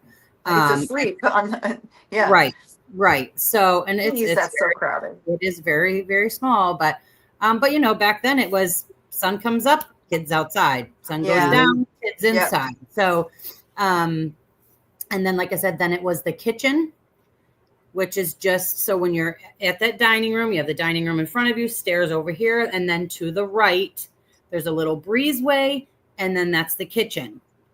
It's like more elongated, rectangular, and then just beyond that is the ramp that takes you up and into the barber shop, where the bathroom is, the actual toilet, running water, the shower that they had put in there for Marjorie. We did rip that out when we bought the house. But you do still have a full functioning bathroom. We got heat in there. All the water's working again. Roof is fixed. She's good to go. I love that you mentioned that because that's a big deal. Yeah, it is. Huh? You had me when you said you have a bathroom. I know, right? Because it's like a big deal in paranormal investigation. Yeah. Like, is there heat? Oh my gosh, awesome. The bathroom and heat was number one to us. And coffee. The bathroom's only hello. It's like she knows me. It's like she knows me. We keep drinks in there for everybody, water, energy drinks, unlimited coffee is in there for you, snacks if you need anything, like feminine products in the bathroom, because we know unlimited coffee. But I don't care about heat, just the coffee. Bathroom coffee. That's all I care about. We usually bring our own stuff also, so we always have a snack. Yeah. Because we bring cannoli. When you go on investigation, definitely cannolis. Yeah. We do. Always. When investigation, in the middle of the night, you're still investigating. You need that little bit of sugar to just get you kicked to start up. You need it. Shauna, you need it, is what he says. I need it. That's Dr. Anthony. You need a little bit of sugar. You need the cannoli. Cannolis. Yeah, we didn't drink. Oh, I did. Oh, I did 5 times. I did. Well, maybe not 5 times, but I did. No, it's okay. If we had a drinking regular drinks, we'd be having. Can you imagine? You know? Can you imagine? We'd be pretty trashed at this point. Yeah, we'd be. That's right. So bobbing and weaving. The kitchen. There was a built-in kitchen back in 1810, or was it outdoor? Because they used to have summer kitchens. That's new, right? It was outdoor then. This kitchen wasn't put on until I think it was right before Doss bought it, so it was probably in the 30s. Oh wow! So there was an outdoor kitchen area. Yes, like a summer kitchen they called it. So when you are in the old part of the basement, you can see like where the old outdoor mantle area used to be. Okay. And it's actually like it's a pretty hot spot area there. Oh, of course. Yeah. So that was there. It's around back on the far right side of the house. Mm-hmm. You just see like what's left of what was there.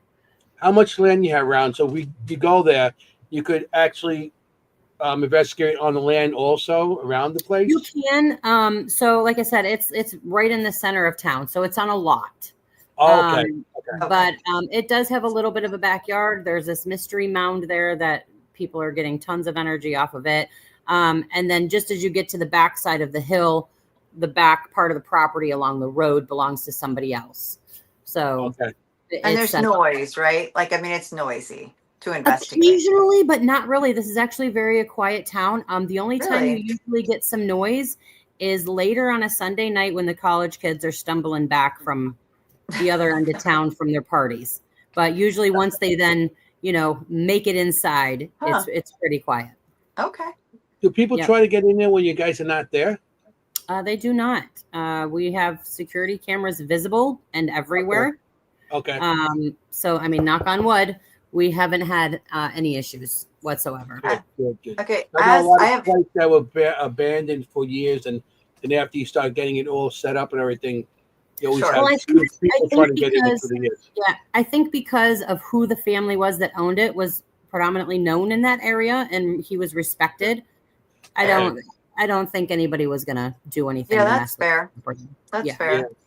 But that happens at people's locations that they own. I mean, we know this to happen at the Hinsdale House and places like that. So I have a question as out there in the middle of nowhere. Oh yeah, for sure. And we've had people come down while we've been there, and I always said, like, I'm good staying here by myself, but what I'm scared of is the people, the teenagers or whatever. People. Like, I'm not blaming teenagers, but it has been teenagers the last few times that come down and they're like, can we come in? And I'm like, if I'm there by myself, I don't feel so great. The ghosts, I'm good with. But I have a question as an owner. Like, I have a lot of questions as someone who owns a house like that. Because, I know people who have just started, owning a house, right? How do you feel about the camera? We talked to Ed recently at Sweet Home Estates. Like, how do you feel about the camera trend? Like, keeping cameras on 24/7? We do not do that. We do not keep the cameras on 24/7.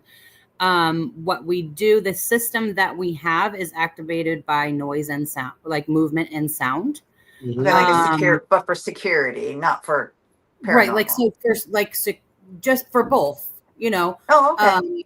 So in general, when no one's there, it's, as soon as, sound or motion is detected, the alarm's going off. Oh, cool. We get a lot of little rice burner cars that come cruising through the town, and I'm getting an alarm that all the sound, detection's going off. But what's cool is when groups are in there, because this service, like, you buy the system and you don't pay any fees, like no monthly fees. So what's cool is, as long as there is a group in a room actively investigating, those cameras are recording the whole time consistently. The only time it is not recording is if there is no sound and no motion. And now, because of the size of the Doss house, most rooms are detecting sound while there's a group inside.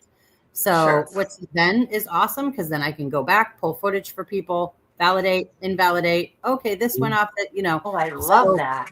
Yeah. So that's how we're doing that. And we don't have to charge anything extra because we're not paying anything. So we have no really problem doing it. Yeah.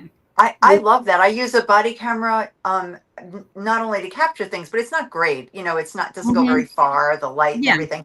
But I love it for my digital recorder, because I can hear someone says a name and I'm like, did I say that?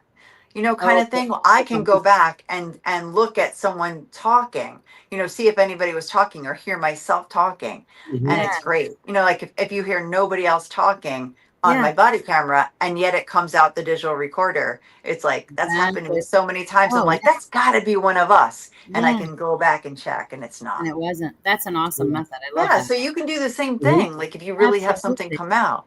Absolutely. Yeah. I love that. I love that double verification. Yeah. Mm-hmm. I love it. That's very cool. I'm a camera person. That's what I do. Yes, he is. I get cameras. I got the camera here. I got body cam front and back with people making faces at me. People. Who does that? Who would do that? I don't know. I love that for you, but I don't have that kind of time to go back and review all of that. No, who does? Yeah. Well, he's got stuff from 1978 that he hasn't reviewed yet. Remember, he told you with the Oh, the camera. film. Trust The me. film. No, Yeah. I'm with you. I do wear the body camera, but Mhm. I do sort of speed through it. I'm with The you. most we do now, obviously, is when we're in there, we have the cameras if we need to validate something. But otherwise, we're usually live on some sort of platform. So we at Oh, least nice. have some type of video while we're in these places. Because it's just, I don't like dragging a big old camera around and worried about swapping batteries. And I want to enjoy my time there. And, so we usually just keep a live running, and then we review the lives with the community later on, and it's awesome. That's I do that every Wednesday night on TikTok. We throw up the last place we investigated, and we all review the footage together. I love it. Well, that's good. That's a good idea. Yeah, it's a very good Hey, idea. the more eyes, the better. That's how I look at it. Oh, absolutely. 100%. Everybody wants to be investigated, but nobody wants to do the reviews anymore. Yeah, it's true. I enjoy it. I just I do it as often as I can. I just don't have as much time as I used to. Right. I tell my Who wife all the does? time. Yeah, I'm like, I am more busy now doing this than when I had a full-time job. Like, Sure. yeah, just because I've heard of this that, fun, actually. and I want to do Yeah. it, and I the sky is the limit, and there's just new ideas and new people, and amazing. I've met so many amazing people. That's awesome. The location sounds great. I mean, and the way you guys should go into community, it's more like you're part of the community instead of trying to, branch out and become a lot of people, get these egos. Yeah. And you guys don't sound like have egos, and the way the community should be, because that's the only way the community is going to go. Yeah, I mean, I would think everybody that has an idea. Yeah, I mean, if you don't with something, how to, they think, oh, what I got is the best, and their heads get so big for themselves, they forget what they're there for. Yes, absolutely. They forget who they came up with and everything else, and that's the problem. That's a big problem where we're going now. And the people you mentioned before are all good people that are part of the paranormal. That's being part of. They're coming down for you guys. And that's what's good about it. I've been doing this such a long time, so I've been through a lot of people through the years, and you start seeing people that are in it for a different reason than what you're in it for. Oh yeah. Well, and I was under that bubble for so long. So like last year for Creep It Real, a good friend of mine approached me and she's like, so do you want me to see if Patty Negri will come to your festival? And I was like, who's that? Ooh. I mean, as much as I don't like to admit that, because now I know her and she's incredible. And I'm like, how did I not know her? But I had no idea who she was. Like, and then when I saw her, I was like, oh, I recognize her from always seeing her on my mom's TV, but I had no idea who TikTok she was or whatever. Like, I was associating with like Ernie and Andy Andrews and Pam and Steve, and like these were the people that I knew, like all of those guys, like even like the Blue Bodie. I'm not sure if you guys are familiar with her. Yep. Great friend of mine She's now. coming on the show. She's coming on the show. Oh, yay. I love it. I think. I'm trying to get in touch with her. Hope she gets back to me. I can call her here in a minute. She's actually she's coming up here this weekend. She has an event at her brand new location in Fredonia. Unique Paranormal 1.5 is actually her host team there. Oh, really? And so she has an event there this Saturday. So she's going to be driving up from Oklahoma. Hey, love those guys too. Also. Yeah, love those guys. Residual Hunts. Yeah, they're great. I'll have to remind her. What day is she supposed to be on with you guys? Next week. Next Tuesday? Oh yeah, she's supposed to be on next Tuesday. Yeah, I'll remind her. I'll be on something to her last night, I think. She's probably just busy. Get back to me. I figured she's busy. But like again, like I had no idea who she was. Now she's probably one of my closest friends. Like, so it's cool though having friends like that, because you're not like fangirling over them, and you actually develop real humble friendships. So right, I'm thankful for that kind of stuff. Well, you're the one that told me to go over to her. She was right Did I? across from me at Gettysburg. Oh yeah, she was she was at the bash too. Yep. And you go. She has a new location. Yep. So I'm the one that drug her down there. I'm like, you have to come out for this event, and yeah, we had a great time. Yeah. We had such a nice time this year there. We really did. Last year was fun too, but I mean, this year was just really great. Yeah, I feel like it gets better every year. Yeah. Mm-hmm. What I enjoy about that is like I meet people like you, and then after we all get together and we just hang out, and I'm the guy that sits in the back with a cigar and a beer, you know. Yep. Yeah. We loved it this year because we got rooms with like on this courtyard type area. So we just all sat outside our little patio things outside in the courtyard and had a good old time. Yeah, nice. I was out in that court. You mean outside where the Batmobile was? No. So like it was kind of set back like towards when you take the walkway to the back part of the building. When you look to the right, there's like a courtyard there and you see all the door walls to rooms. Okay. We had like a little pavilion out there, chairs, all kinds of stuff. So yeah, we hung out there a lot. Nice. Okay. Because things can get a little crazy up front, especially when they do like the bartending stuff and So I hung out by the Batmobile. I just sat there with my chair. I bring my chair. I bring my own chair. Yeah. I sit down and we'll bring my own beers and we sit there and there you go. Yeah, we just people watch. Oh yeah. So everybody's so nice. Like everybody's just so nice. Oh yeah. Yeah. We were out there with Andy Andrews. Oh and, yeah, bunch of people. Good people. We had a bunch of people out there. You definitely know. And next year we'll hang out together. Absolutely. We'll be there. I love it. Yeah, that'd be great. I love it. It was a good time. You know, we're always looking forward to hang out with new people and everything. For sure. One of the greatest things of all of this. Yeah. That's what it's all about, to meet each other and hang out with each other. So I still have a question about owning this location. I'm sorry, just one more. I make notes. You can ask as many questions as you want to. I'm the nerd of the show who makes notes and who reads all the books and you be the nerd and turns the pages down with my questions. What would you say to people who want to purchase a haunted location? What have you learned the most that you would tell people? Do people come to you and say, I'm thinking about doing that? What advice do you have?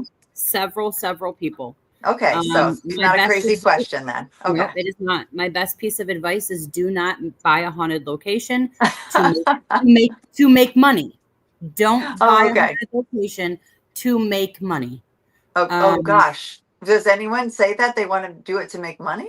Well, I think a lot of people, when they invest in something, it's to get a return, correct? Oh, I guess, yeah. I mean, I would think it's research, really. Yeah. So if you look at it from a perspective of a business person rather than somebody who's doing it with a mission and a purpose, and because they truly love something as a hobby, because it's expensive, right? So you need to at least have that in part of your plan because you need to be able to at least keep the doors open. But we all learn that times get tough. Sometimes you're booked every weekend. Sometimes you don't have a booking for an entire month. So is my only purpose and goal, because my intentions were just to do this to honor my mother. As long as I can get a booking to keep the heat and the lights on, I'm happy.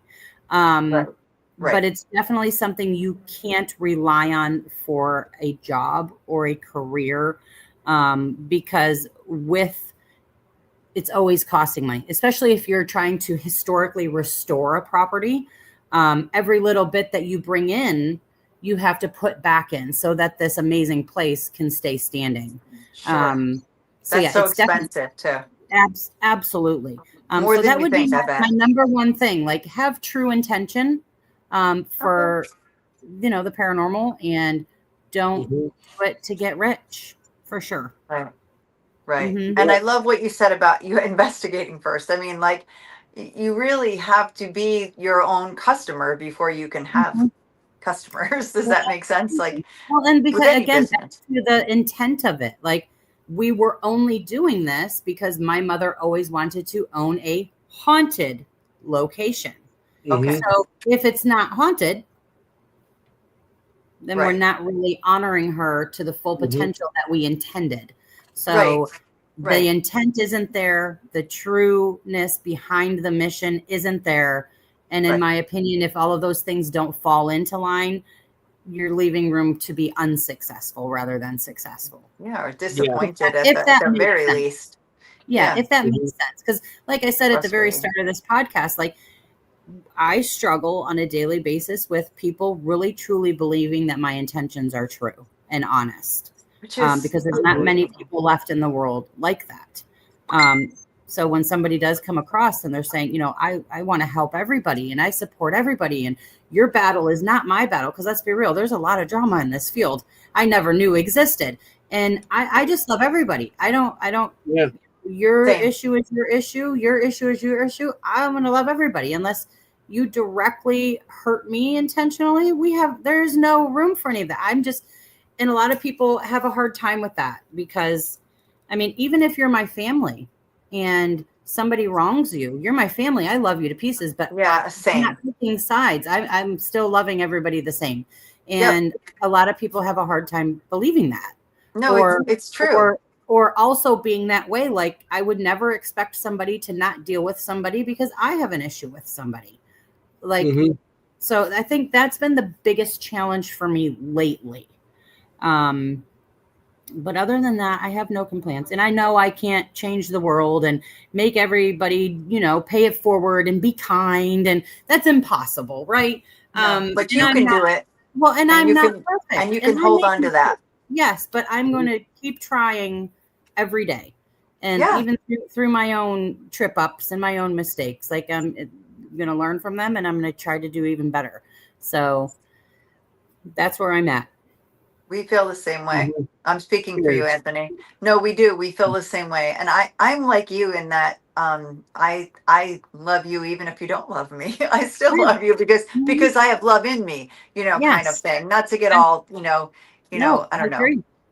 I agree. But yeah, that's just because that's how I am. Doesn't matter how you are. Kind of thing. Exactly. And it's tough, especially like when you have a group of people who feel a certain way about a certain person. And you understand why they feel this way. You understand why this side feels this way. And trying to support everybody on both sides and inevitably becomes impossible. So then you just kind of have to just be yourself, reset, do your own, and just get focused back to your goal sometimes. Because some people want the goodness in their life and sometimes they don't. Some people want acceptance and some people don't. Like to each is their own. And that's what I said, like all you can do is set forth your own goals and stay steadfast to that and pick yourself back up when you fall down and keep going. I love that. And remember why we're doing this, you know, because we're all doing it together, really, in the end. So you know what? If you don't like this or whatever, I don't care. We're all doing this. Fun and focus on this. Relationships. Have fun. Have good talk, you know, meet good people. And to me, that's what it's good all part. about. Absolutely. I love this woman. We're all in it for the same reason.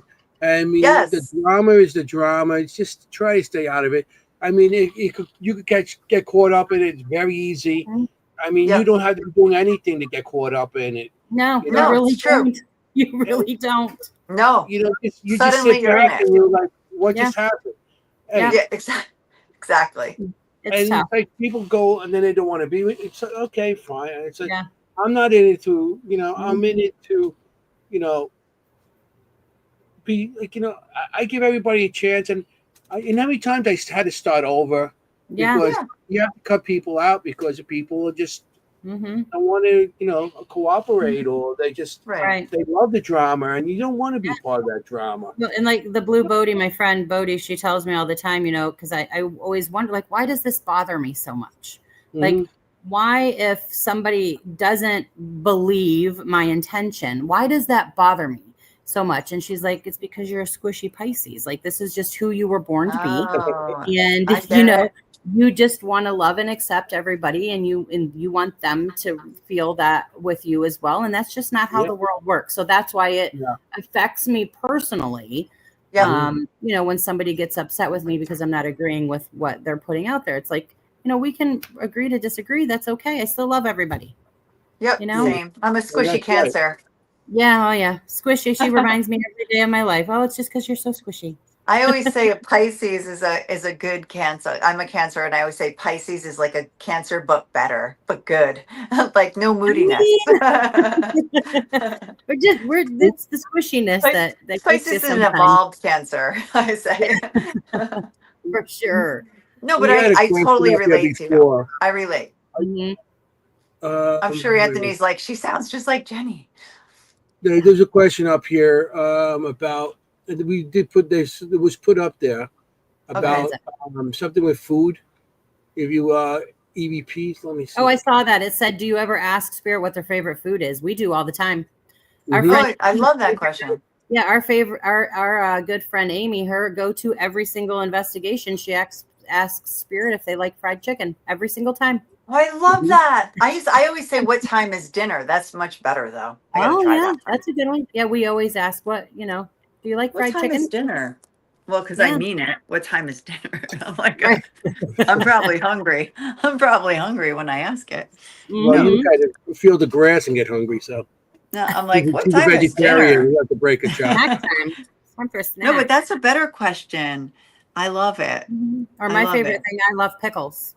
Anybody here love pickles? Like, we always just usually pick something. Some of the responses we get sometimes are wild. So much fun.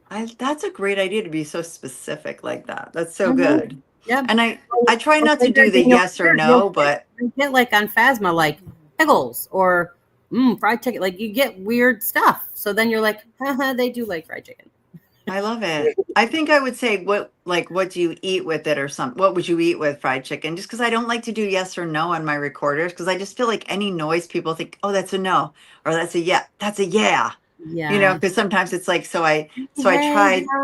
What's up, guys? I love all these wonderful people in here. They came to the Creep It Real festival. I love them. We adore them. We're all about the love here. He was a little bit of a smart aleck because even though the festival was fantastic, nobody showed up for any of the guest speakers. So he made a video of himself in the basement with like nobody down there. Oh, it was hysterical. That is so him. Yeah. Jeremy. Oh my God. Yes, totally. Yeah, he's great. Yeah, he did. He brought the kids along and they hung out with Dark Hollow's kids, and it was great. It was awesome. Oh, Jess is so sweet. Yeah. So sweet. I love it. They're great. Yeah. Well, we've seen them at the Gettysburg also. Yep. We had them on the show also. They're great people. Yeah, such good friends. Also, another amazing cause that he stands up for. Similar. I was thinking about Beyond the Badge when you were talking about your what you were doing, reaching out to people. Yeah, exactly. Yeah.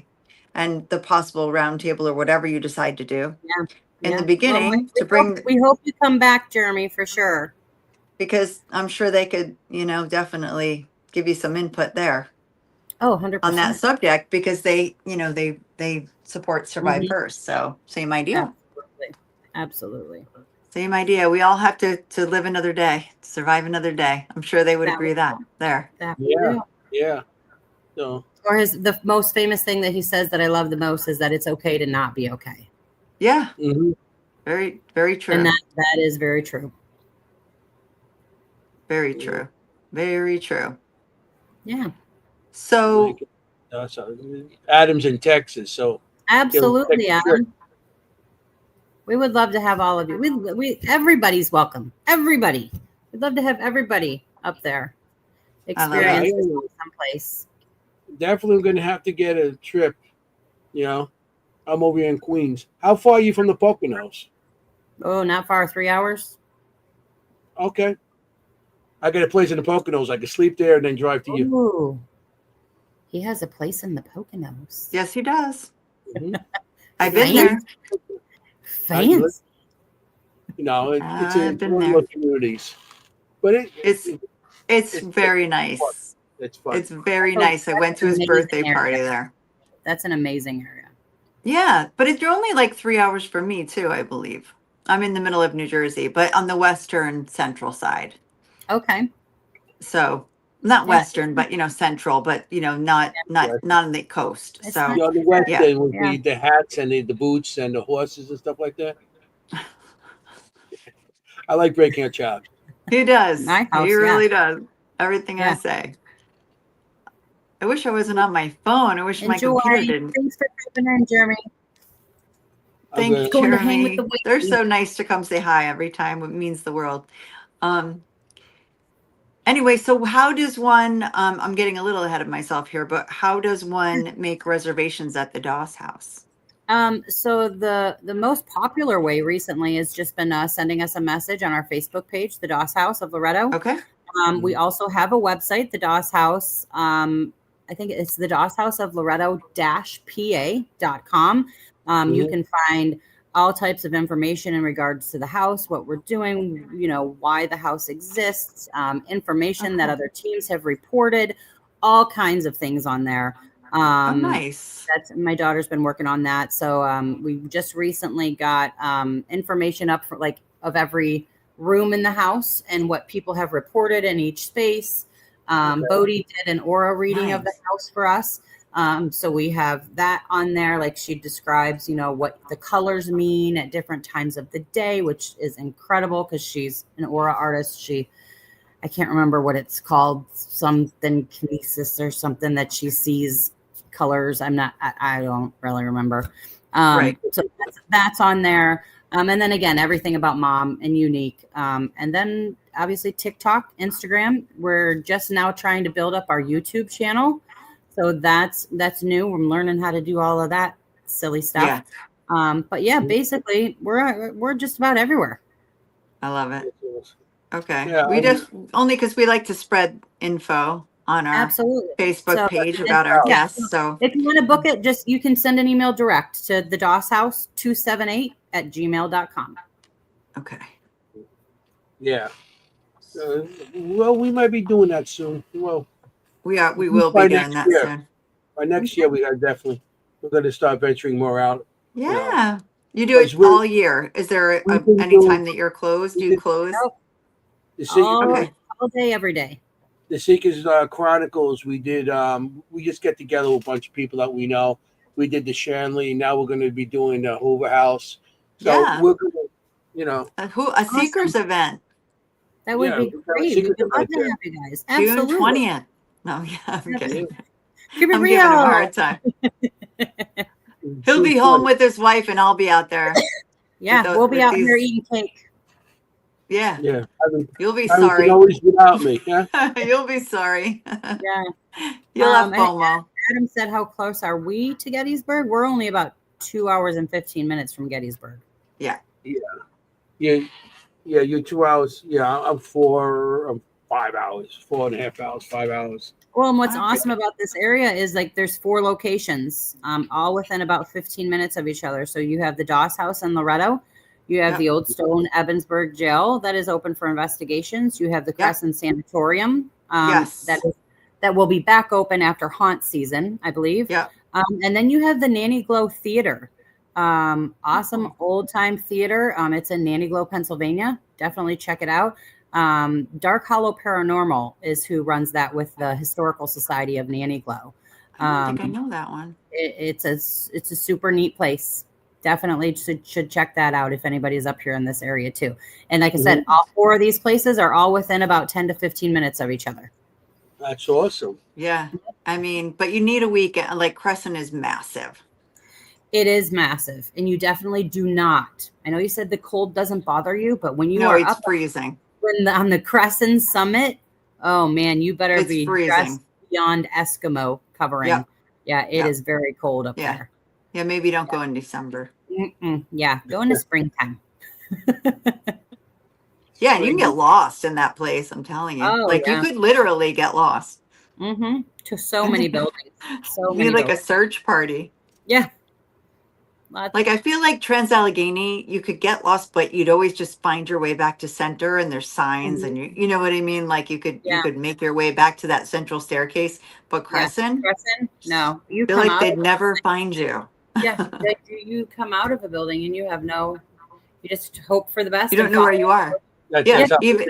Even outside, you're like, I don't know. We've gotten to the point, literally, we'll just dip back down into the tunnels, and we know eventually we'll pop up somewhere that's familiar. So bad. Not the best way to do it.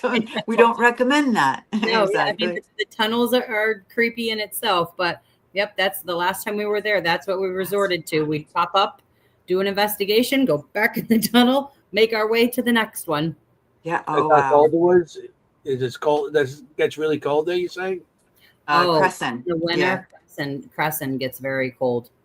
Yeah. Mm-hmm. I've never been there. Yeah. But that's a great idea. Yeah, the Old Stone Jail does get cold, but he has a big meeting room that he heats.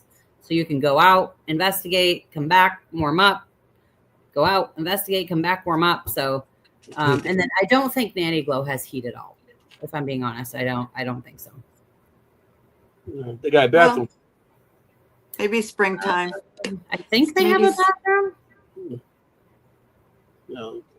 I don't know. I hope so. I never used it, so I don't know. You could spend a week out there, that's for sure. Oh, absolutely. Do you just do daytime, or do you just do nighttime? I mean, or do you ever do daytime investigations? We do. My new thing is daytime. All the time at the DOS. DOS we do just because it's easily accessible to us. Same with the Nanny Glow Theater. We were there in the day, but everywhere else, like if we get there at 5, we get to it so we can have some daylight stuff. Because we get, doesn't matter what time of day it is, you're always getting stuff. No, I agree. I think people need to do more daytime investigations. Yeah, I think it's just that these places are setting up their times that you can book it for these later hours. So you want to take advantage of all of that time. So yeah, that's why we're like, you get 12 hours. You pick the time that you want to check in, and honestly, even if you can stay longer. We're okay. Like if the next group isn't coming in until 6 o'clock the next night, and you need to sleep to get home safe, we're totally cool with it. I love it. How many people would you say is a good number to investigate at the house? 5 to 6 is perfect. 8 max. 8 max. 8 max. Yeah. Okay. Because the noise, it's not that big either. Like when we do bigger group things, we divide up. So like this past weekend was crazy. We were celebrating Danielle's birthday, and we had happy birthday. We had a big group of people there at the house. We had like 4 or 5 people sitting in the living room, and then obviously the dining room's just adjoining. So then we had 3 or 4 people in the dining room, and we investigated between the 2 spaces. Same like over in the barber shop. We had half of the group in the barber shop, half of the group right there in the kitchen, and did things that way. The basement, same way. Front basement, back basement, everybody. So there is room to make it possible and that everybody can be together. But to have somebody on this side of the house doing one thing and somebody on this side of the house doing another, there's just too much cross-contamination there. Yeah. Mm-hmm. I mean, if you have 5 people, you could pretty much stay together. Oh, absolutely. Yep. Yeah, I mean, if you got too many, well, I would go with 5 people. But if you get more than that, you always can have a group stay outside and do the inside the house and then alternate. So I've done that at certain locations, the Hinsdale House and what do you call it, the Burlington Prison and stuff like that. We always have like a small group go in and have another group wait outside. That's a good idea. Then, I mean, that's how you do it. Whatever works for you. That makes sense. We'll put Anthony in the van with all the cameras. I wouldn't mind that. You don't understand. He'd be in heaven. That would be his perfect investigation. I'm willing to place a bet right now that he would not. And I'm curious to see when he gets there to see if he would stay the night in that house alone. What, I bet he would. I don't think he would. No. Oh, because he can. I would, because I'd be like, oh, this place is so comfy. Yeah, because he has so many abilities, and there's okay, good point. Spiritual traffic in there. Good point. I'm not so sure. Good point. I forgot. I would bet on that. Well, we'll see. He's not afraid of much. Challenge accepted. Yeah, no, I mean, the basement sounds interesting, but I don't like to say it's. Do you ever find like you don't like to say much, right? Because you want people to go in and Well, yeah, fresh. I don't want to give false pretense, but at this point, there's so much. There's so you much can't hide it now. Yeah. Yeah. So much out there. There's a couple spaces in there that definitely feel icky. I'm not a professional, and they're, in my opinion, none of us are. Everything is still always paranormal theory. Nothing's ever going to be proven. Exactly. Everybody has their opinions of what they sense and feel, and they're entitled to that. Like, there was a big thing in the beginning. We know that people go in doing YouTubes using certain titles for clickbait and all of these things. But yeah. You can't, and then you actually click on it and it's nothing of the sort. So, right. Unfortunately, sometimes you get that stigma attached with the location. That's nothing like that. But then you get some people that are definitely, like, this energy is here. I see this. I feel this. And, you go from people, having such a low vibrational feeling of an energy to us having dance parties with spirit over in the barbershop, so it goes from here to here all of the time. So, and that's what makes the place so unique. And because it's so new and we're learning so much every single day. Mm-hmm. I can only imagine what it's going to be like in a few years, like what you're going to learn, like what you're going to, that's so exciting.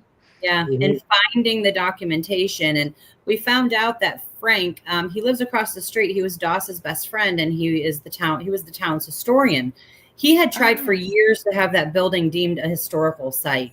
But he just kept running into one wall after the other. The first was because there was no documentation from 1810 to like 1832, I think it was, because it was that meeting house, and it wasn't built as a home. Right. So until it was actually deeded a home, that was one strike that they put against him. And then because they actually added on to the original structure up into the mid 1900s, that put another stone in the road. So I think, but that's so common. I know, which is very odd. I know Danielle's going to try looking into it again. I mean, because the original structure is over 200 years old. That's pretty incredible. I mean, if you could get that, boy, would that help you a lot. Yeah, we're going to try. We're really sad that I will we have to cross paint my the building. fingers. That's making us sad because couldn't you get somebody like go and like down the basement, the foundation and stuff, and take samples and give it a date? I don't know that answer. It would be something to look into for sure. Mm-hmm. Because like an archaeologist. Yeah, because they could do it with old bones. Carbon data. I don't think it's silly. I think it's good. No, but it's too bad they don't just believe it. Like, I mean, they don't have any documentation. As long as there's a foundation there that's a couple hundred years old, they got to look into that. They'll say, well, there is an actual document from 1810 for this building. There is an actual. But like I said, these were the hiccups that Frank said were along the way. Yeah, I'm sure if anyone knew how to do it, it was Frank. In the 1830s, it was then deemed a home. So that alone should have gotten it. But then they threw at him that no, because this was built on and this was built on and it's not original and it's not this and it's. But that shouldn't matter. Yeah. I mean, this area, who knows? If it was up to Loretto, they'd probably bulldoze the property just to get us out there at this point. So they're picky. That is true. Yeah. But I mean, if anyone knows how to do it, it would have been him, as a historian. Right. He did. He did try for a lot of years, I guess. Well, yeah. Oh, wow. Yeah. I know. I just realized that myself, that we would have talked for right over 2 hours without even realizing it. We've got like a minute. This is how I realized it. Adam says, "Oh, great show." Thanks, Adam. Thanks for letting us know that is. We still could have talked for another couple hours. I know. Isn't anyone keeping time here? Yeah, really. So I really got to end the show. It's like, what a great show! Oh my gosh, we are so grateful to you for coming on. Thank you for coming on. Absolutely, anytime. Yeah, and we'll keep in touch about all the stuff that we talked about. Yeah. And, after the show, don't go away right away. We'll talk a couple more minutes before, I will be here. Okay. So I really got to say goodbye. Yeah. Gosh, we got like This is 30 cool. seconds. Yeah. Everyone, thanks for coming. And I'll let Anthony do his outro. Yeah, I wanted to thank everybody for coming tonight, and I want to thank Shauna. We'll miss Danielle. Wish she was here Yes. too. And happy birthday. Yeah, happy birthday. Joy Teller. I want to thank like I said, everybody in the audience. I want to thank you. We are running out of time, so I got to just say, everybody, when you go on investigation, you got to be safe because you want to look for ghosts. You don't want to be a ghost. Okay, forget about it. Ciao, familia. Bye, everyone. All right. Thanks for coming. Thank you. Hey, how you doing?